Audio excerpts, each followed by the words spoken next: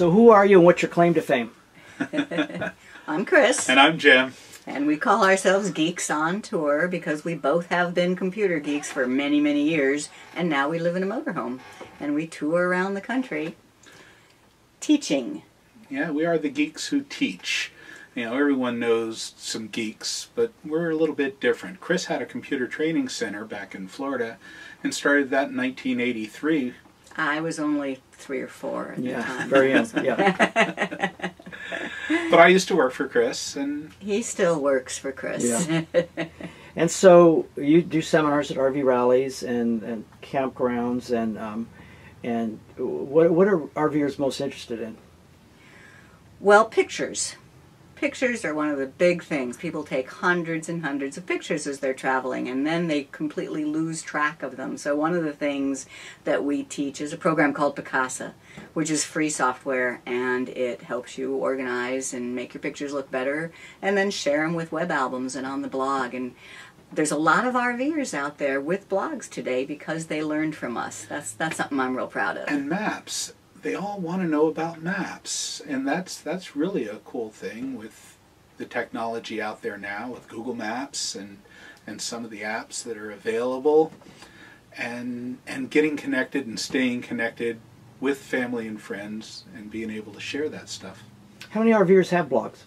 I mean, what do you say when you get that question? It's still a small amount. I mean, when we have a crowd that are there for some seminar, we might ask how many of you have a blog. It's still a very small percentage, so there's a lot of people left to teach. And people that want to have a blog, where do you suggest they start? We teach a program called Blogger. It's free and it is drop dead simple. But I thought what you were going to ask is where would people go if they wanted to see a bunch of RVers' blogs? And that is hitchhitch.com. Do you know the guy from Hitch Hitch? He's a quartzite. Bunch. Oh yeah. Yeah, he's a quartzite guy. We were hoping to get to see him during this visit, but we haven't. But hitchhitch.com, and you will see hundreds of RVer blogs. So so somebody that wants to blog, what do they need to know? Do they know what are their writing skills, photo skills? The people that have thought about it, what do they really need to? How much do they need to know about technology? Three easy steps. All you need to have is a Google account, and most people with a Gmail account, or anyone with a Gmail account has a Google account, and you go to blogger.com and you just start creating a blog. It's easy to set it up. The hard part, I think, is actually posting content. Is to keep it going. Now, for writers, people who love to write, that's an easy thing, but for a lot of people, they're less inclined to do the writing and the stuff. And it doesn't have to be done every day. Just do it when you have the urge. And then, I should have gotten out if you do it, but you still would like to have a book, something physical to hold in your hands that is your travel book, you can just get the blog printed. I've done that a couple of times, and it's a beautiful hardbound coffee table book. But a lot of people don't like to write. That's not, that's too much work. But if they take pictures, so step 1 is taking pictures and putting up in a web album, and then with captions. So if just letting people see your pictures with captions is good enough, then you're done. But for people who want to write, a blog is so easy. Yeah. So Blogger, you know Blogger, Blogger, right? Blogger.com. Yeah. Yeah, no, we use it. It's free, and it's really, really. There are others. Simplest. Yeah, some people use WordPress, but Blogger is a lot easier. Yeah. So, what are the big questions that RVers are out? I mean, RVers are out these days with. They're all trying to get on the internet and stay in touch with people at home. What are the biggest questions that people ask you? We always get the question about security. Is it safe to do your banking and that kind of stuff on a Wi-Fi hotspot, like at McDonald's or in an RV park? And it is, because the bank will take care of all of the security. It's an encrypted connection, and you're going to be safe doing it. In fact, what Chris says is that not only is it okay, but to me, it's not okay not to do your banking online with whatever connection you have, because fraud happens. Fraud happens all over the place. It is rare that it happens because of your connection to the internet, but you need to connect to the internet and check your account balance often. Because if you catch it early, then the fraud is really no problem. But if you wait for that printed statement to come to you in the mail, forget about it. From your mail forwarding service, it could be a couple weeks.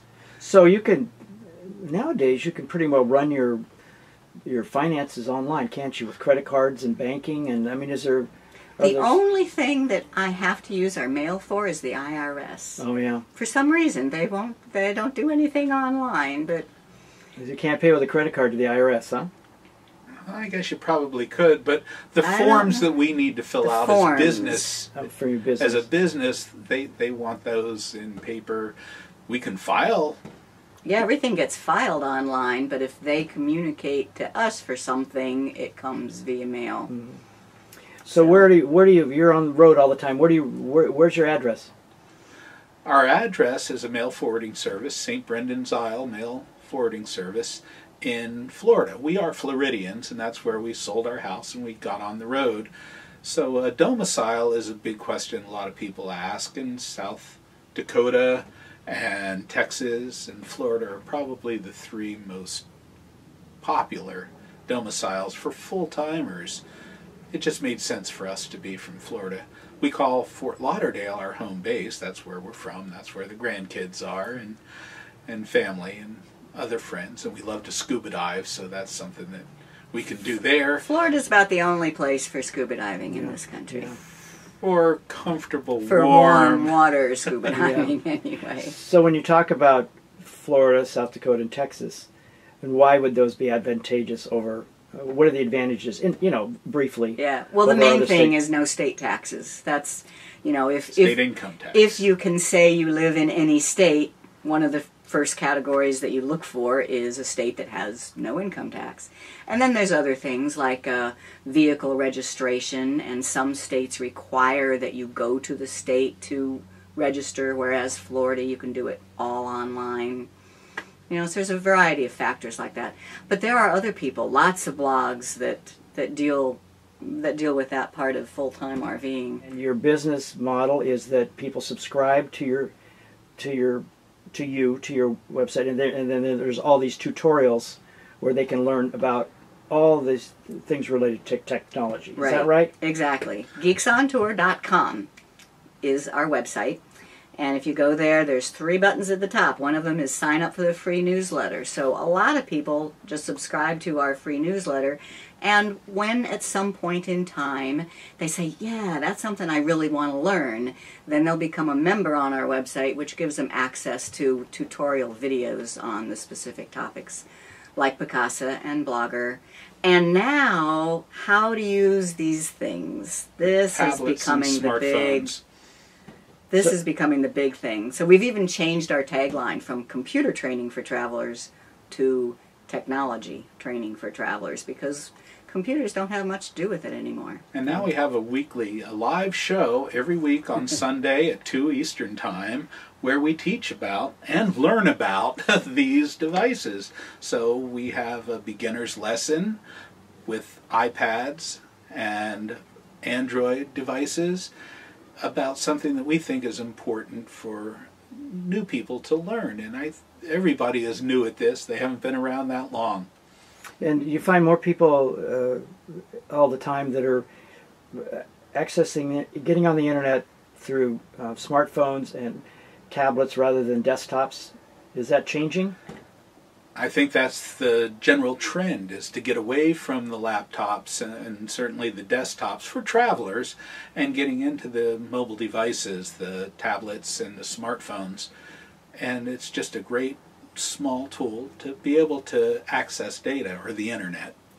If somebody goes on the road and all they need technology for is for checking their email, browsing the internet, doing a little bit of navigation, this is all they need.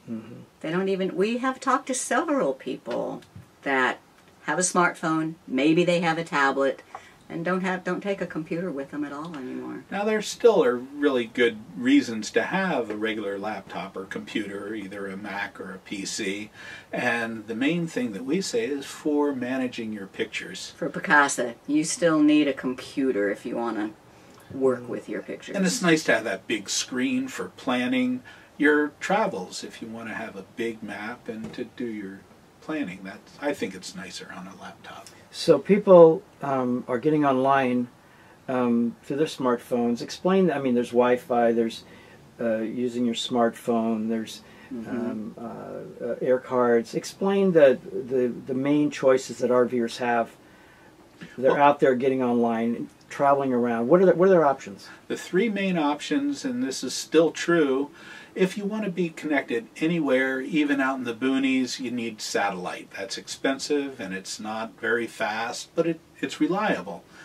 And that's what we used. Our first, in 2004 and 5, it was the only way. If you needed internet, you had to have a satellite dish. So if you're using satellite today, what would that direct? Is that Directway or Hughes, and those are the Starband. Starband is another, and those are still out there. But most people today is cellular. Cellular data is the way that they get connected because it's getting better and better all the time, more and more available, especially in areas like this. When we first came to Quartzsite, and I guess it was 2005, there was no Verizon tower here, and it was hard to get any kind of data connection.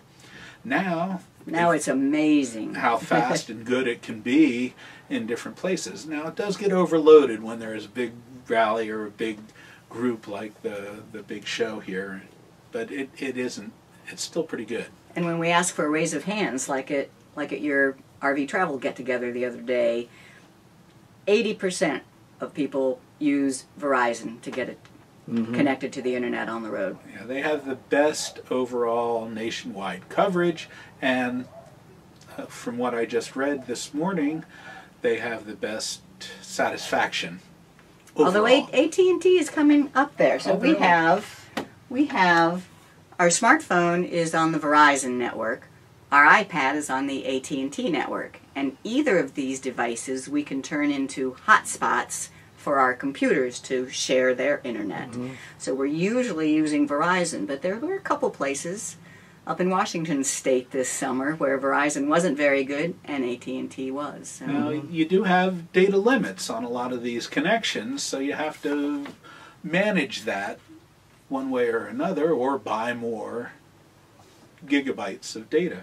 And this is all stuff you talk about on in your webcast and on your website and in your seminars. So people can go to your site and basically geeksontour.com and that's a good resource for people that are looking to answer, because there's a lot of questions, and I know that we get a lot of questions that people really don't quite know how to do all this. For the people that really need to know this stuff, we pretty much point them in the direction of technomadia.com and their mobile internet website, where they just really go into depth on these things. We like to teach about the fun, mostly free stuff that's available for travelers. Although we do need to know about the connections, we have to use them. And the stuff that those are apps. A lot of those are apps that are that RVers can use for. We teach a lot of apps, yeah.